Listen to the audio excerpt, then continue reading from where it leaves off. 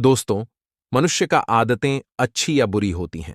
अच्छी आदतों से हम जीवन में वो सब पा सकते हैं जिनकी हम इच्छा रखते हैं। दूसरी तरफ बुरी आदतें हमसे सब कुछ छीनने की शक्ति रखती हैं। आदतें हजारों तरह की होती हैं, लेकिन अगर हम किसी भी आदत को जरूरत से ज्यादा दोहराते हैं तो वह बुरी आदत बन जाती है। जैसे खाना कोई बुरी आदत नहीं है, लेकिन ज्यादा खाना या खाते ही रहना एक बुरी आदत है। बोलना कोई बुरी आदत नहीं है, मगर ज्यादा या बेवजह बोलना एक काफी बुरी आदत है। आज हम एक कहानी के माध्यम से जानेंगे इस आदतों से होने वाले नुकसान और इससे छुटकारा पाने के तरीके। एक बार की बात है, एक गुरु का एक शिष्य बहुत अधिक बोलने की आदत से परेशान रहता था। जब भी वह किसी से मिलने के बाद अपने दोस्तों के सामने उस व्यक्ति के बारे में अपने विचार देना शुरू कर देता, चाहे कोई उससे पूछे या नहीं। वह अपने आसपास की लगभग हर चीज के बारे में, आश्रम में रहने वाले लगभग हर छात्र और शिक्षक के बारे में अपनी राय बताता। उसकी अपनी सकारात्मक या नकारात्मक राय थी, जिसे वह बिना सोचे समझे लोगों के सामने रख देता। जब भी आश्रम में रहने वाला कोई अन्य छात्र उसके पास कोई समस्या लेकर आता, तो वह उसकी पूरी बात सुने बिना उसे सलाह देना शुरू कर देता। वह अक्सर अपने दोस्तों से कहता रहता था कि तुम इस काम को ऐसे करो, वह काम ऐसे ही करना चाहिए। उसे अपने आसपास की चीजों के बारे में जो भी आधा अधूरा ज्ञान था, वह बीच बीच में गपशप के दौरान बात करके उस ज्ञान का ढोंग करता था। उसकी इन्हीं हरकतों के कारण आश्रम के किसी भी छात्र या शिक्षक कभी उसे गंभीरता से नहीं लेते। अक्सर उसके साथ पढ़ने वाले छात्र उससे दूर रहने की कोशिश करते थे, क्योंकि वह उन्हें हर बात पर सलाह देता था। कोई नहीं चाहता था कि वह उनका दोस्त बने। हर कोई उससे दूर रहना पसंद करता था, और अक्सर आश्रम में रहने वाले अन्य छात्र उसकी पीठ पीछे उसकी इन आदतों के लिए उसका मजाक उड़ाते थे। वह लड़का खुद भी जानता था कि उसके बहुत बोलने की आदत के कारण उसे कोई पसंद नहीं करता।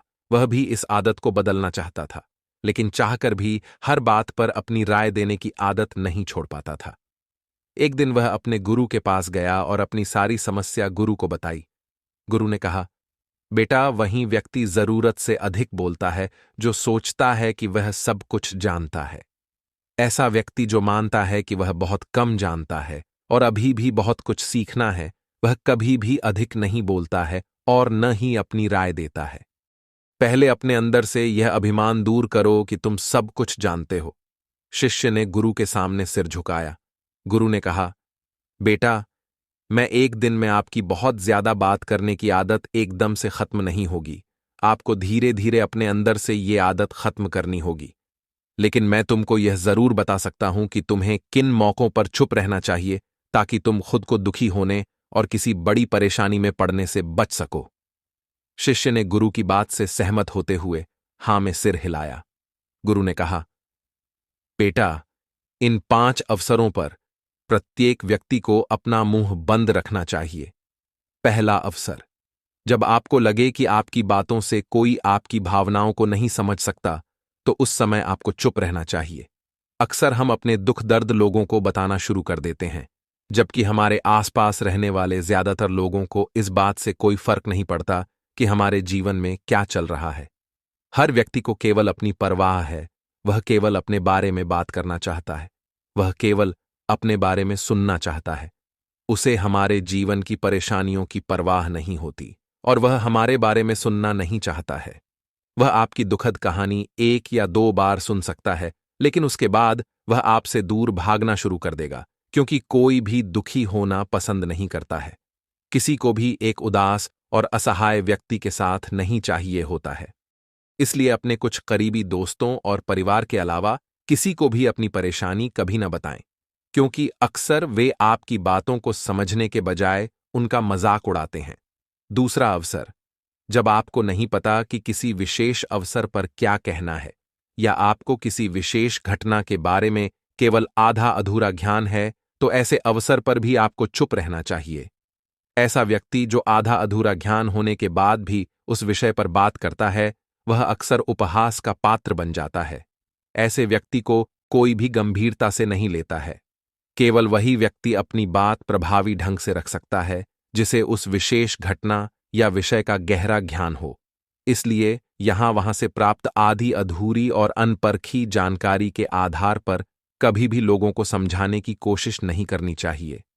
तीसरा अवसर, जब कोई व्यक्ति आपके सामने किसी तीसरे व्यक्ति की बुराई कर रहा हो, तो ऐसी स्थिति में आपको चुप रहना चाहिए। आपको कभी भी ऐसी नकारात्मक बातचीत का हिस्सा नहीं बनना चाहिए, क्योंकि आज वह व्यक्ति जो कर रहा है, आपके सामने किसी तीसरे व्यक्ति की बुराई, कल किसी और के सामने आपकी भी बुराई करेगा। और इस बात की अधिक संभावना है कि आज आपने जिस तीसरे व्यक्ति की बुराई की है, उसे भी इस बात का पता चल जाते तो आप पर ही मुसीबत आ सकती है। इसलिए जब भी कोई किसी दूसरे व्यक्ति की बुराई करे या उसके गलत समय का मजाक उड़ाए, तो आपको बस उसकी बात सुननी है, अपनी कोई राय नहीं देनी है। अगर आप ऐसा करें तो भविष्य में आपके लिए समस्याएं खड़ी हो सकती हैं। चौथा अवसर, गुरु ने कहा, जब कोई आप पर क्रोध और घृणा से चिल्लाता है, आपका अपमान करने की कोशिश करता है, तो ऐसी स्थिति में आप दूसरे व्यक्ति की क्रोध और घृणा को चुप रहकर कम कर सकते हैं। चुप रहकर भी आप स्थिति को बिगड़ने से रोक सकते हैं। जब आप ऐसा नहीं करते हैं और दूसरे व्यक्ति के क्रोध का उत्तर क्रोध से दे देते हैं, तो परिणाम काफी भयंकर होता है। यदि आप उस समय चुप रहते हैं, तो यह बात उस क्रोधी व्यक्ति के दिल में महसूस होती है।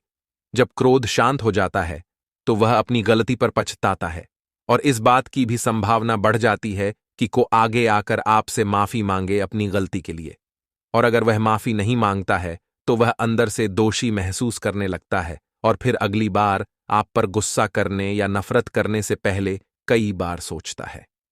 लेकिन आपको हर हाल में या हर समय चुप भी नहीं रहना चाहिए। अगर कोई गलत कर रहा है, तो उसका जवाब आपको देना चाहिए, क्योंकि कुछ लोग ऐसे भी होते हैं जो हमारी खामोशी को हमारी कमजोरी समझते हैं। गुस्से में चुप रहने का यह तरीका केवल परिवार, करीबी रिश्तेदारों और कुछ करीबी दोस्तों के लिए ही सही है, हर इंसान के लिए नहीं। अगर आप हर जगह खामोश रहने लगें, तो इसका गलत इस्तेमाल भी हो सकता है। चौथा अवसर, गुरु ने कहा, जब कोई आप पर क्रोध और घृणा से चिल्लाता है, आपका अपमान करने की कोशिश करता है, तो ऐसी स्थिति में आप दूसरे व्यक्ति की क्रोध और घृणा को चुप रहकर कम कर सकते हैं। चुप रहकर भी आप स्थिति को बिगड़ने से रोक सकते हैं। जब आप ऐसा नहीं करते हैं और दूसरे व्यक्ति के क्रोध का उत्तर क्रोध से दे देते हैं, तो परिणाम काफी भयंकर होता है। यदि आप उस समय चुप रहते हैं, तो यह बात उस क्रोधी व्यक्ति के दिल में महसूस होती है। जब क्रोध शांत हो जाता है, तो वह अपनी गलती पर पछताता है और इस बात की भी संभावना बढ़ जाती है कि को आगे आकर आपसे माफी मांगे अपनी गलती के लिए। और अगर वह माफी नहीं मांगता है, तो वह अंदर से दोषी महसूस करने लगता है और फिर अगली बार आप पर गुस्सा करने या नफरत करने से पहले कई बार सोचता है। लेकिन आपको हर हाल में या हर समय चुप भी नहीं रहना चाहिए। अगर कोई गलत कर रहा है, तो उसका जवाब आपको देना चाहिए, क्योंकि कुछ लोग ऐसे भी होते हैं जो हमारी खामोशी को हमारी कमजोरी समझते हैं। गुस्से में चुप रहने का यह तरीका केवल परिवार, करीबी रिश्तेदारों और कुछ करीबी दोस्तों के लिए ही सही है, हर इंसान के लिए नहीं। अगर आप हर जगह खामोश रहने लगें, तो इसका गलत इस्तेमाल भी हो सकता है। गुरु ने कहा, मेरी एक बात हमेशा याद रखना, जब आप कम बोलते हैं, तो लोग आपकी ओर अधिक आकर्षित होते हैं कि आप कौन हैं और आप क्या सोचते हैं। शिष्य ने हां में सिर हिलाया। शिष्य अब गुरु के शब्दों को समझ गया था कि किन परिस्थितियों में उसे चुप रहना चाहिए। उसने यह भी सीखा था कि कम बोलने से वह आश्रम में अपनी प्रतिष्ठा वापस पा सकते हैं। उसने गुरु को धन्यवाद दिया और वहां से चला गया।